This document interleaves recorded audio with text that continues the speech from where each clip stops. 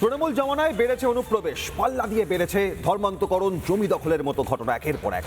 বঙ্কিমচন্দ্র চট্টোপাধ্যায়ের জন্মদিনে এই নিয়ে সরব হয়েছেন রাজ্যের মুখ্যমন্ত্রী শুভেন্দু অধিকারী।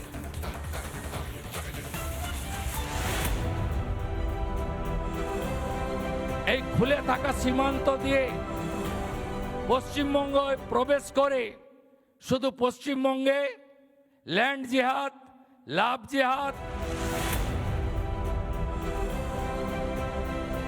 ধর্ম বাঁচানোর জন্য যারা এসেছেন তারা শরণার্থী, তাদেরকে আমরা ভারত মাতার কোলে সুরক্ষিত আশ্রয় প্রদান করব।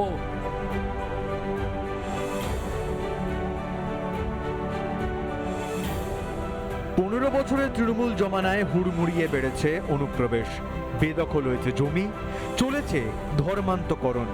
সরকার বদলের পর এবার লাভ ও জমি জেহাদ রুখতে কড়া বার্তা দিলেন মুখ্যমন্ত্রী।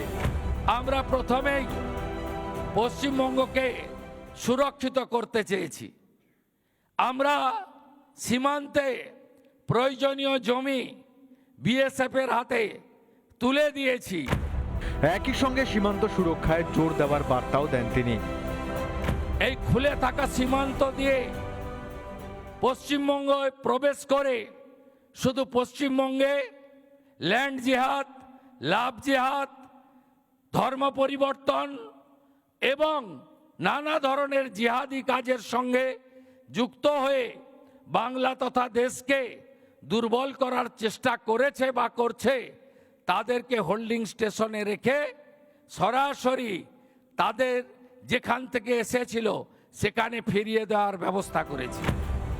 সীমান্ত সুরক্ষিত থাকলে দেশ সুরক্ষিত থাকবে। তৃণমূল জমানায় বঙ্গে অরক্ষিত সীমান্ত দুশ্চিন্তার কারণ হয়ে উঠেছিল।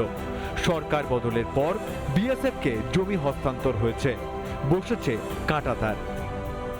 ধর্ম বাঁচানোর জন্য,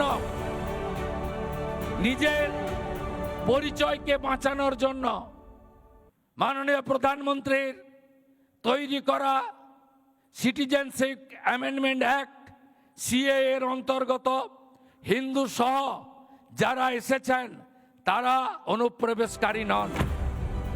শুক্রবার বঙ্কিমচন্দ্র চট্টোপাধ্যায়ের জন্মদিন। তার লেখা বন্দে মাতরমের সার্ধশতবর্ষ পালন করেছে দেশ। এদিন রবীন্দ্র সদনের বিশেষ অনুষ্ঠানে ছিলেন শুভেন্দু অধিকারী। সেই মঞ্চ থেকেই অনুপ্রবেশ এবং জিহাদ নিয়ে সুর চড়ান মুখ্যমন্ত্রী। রিপাবলিক বাংলা।